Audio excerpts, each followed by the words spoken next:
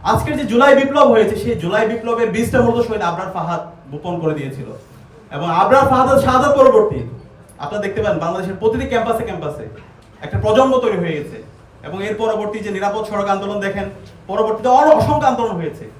একটা প্রজন্মের মধ্যে একটা কনসেনসাস চলে আসছে। আমার রাজনৈতিক ভিন্নতা থাকবে, আমাদের মধ্যে ডিবেট হবে, কিন্তু ন্যাশনাল প্রশ্নে আমরা যেন সবাই এক থাকি, বাংলাদেশ প্রশ্নে যেন আমরা এক থাকি, আমাদের ফরেন পলিসির জায়গায় যেন আমরা এক থাকি, ভারত প্রশ্নে যেন আমরা সবাই এক থাকি এবং একই সাথে বাংলাদেশের সকল শিক্ষা প্রতিষ্ঠানে শিক্ষার পরিবেশ নিশ্চিত করার প্রশ্নে আমরা যেন এক থাকি। এভাবে যদি আমরা ঐক্যবদ্ধ হতে পারি তাহলে বাংলাদেশ আর কখনো পথ হারাবে না। আমি অনুরোধ করব, এখনো সময় আছে, আমরা সবাই ঐক্যমত্যের ভিত্তিতে আমাদের এই বাংলাদেশটাকে একটা পূর্ণাঙ্গ ন্যাশন হিসাবে আমরা বিনির্মাণ করি। আর এটা করতে যদি ব্যর্থ হয়, বাংলাদেশের যে রাজনৈতিক দল আছে, ছাত্র সংগঠনগুলো আছে, আমরা নিজেদের ক্ষতি করছি। কারণ এই জুলাই বিপ্লবের মাধ্যমে একটা প্রজন্ম তৈরি হয়ে গেছে, সেই প্রজন্ম আর কাউকে ভয় পায় না, তারা প্রতিবাদ করতে শিখে গেছে, তারা অন্যায়কে অন্যায় বলতে শিখে গেছে।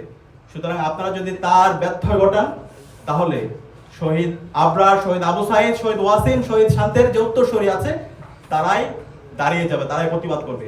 তাদের আপনাদের যে বিগত ফেসিবাদের যে পরিণতি হয়েছিল তার চাইতে খারাপ পরিণতি আপনাদের হবে। অনুরোধ করবো আমরা সবাই ঐক্যবদ্ধভাবে আমাদের এই বাংলাদেশটাকে বিনির্মাণ করি।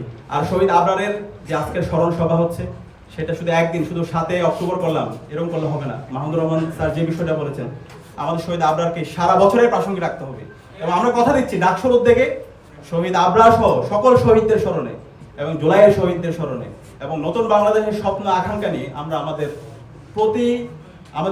সারা বছর জন্য আমাদের কর্মসূচি থাকবে ইনশাআল্লাহ এবং সেই কর্মসূচিতে আমরা সবাইকে আহ্বান করব। আমরা দেখতে পেয়েছি গতকাল আমাদের কর্মসূচি ঘোষণার পর থেকে আমাদের অনেক বন্ধু প্রতিম, আমাদের বড় ভাইরা আমাদেরকে আমাদের ভুলগুলো ধরে দিয়েছেন, আমরা তাদেরকে সাধুবাদ জানাই।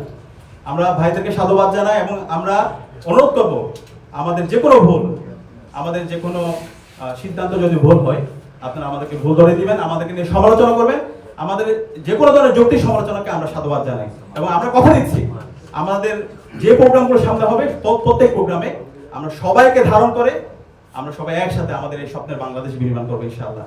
তো আজকের আয়োজনে দীর্ঘ সময় জুড়ে আপনারা আমাদের কথাগুলো শুনেছেন, ধন্যবাদ জানাই।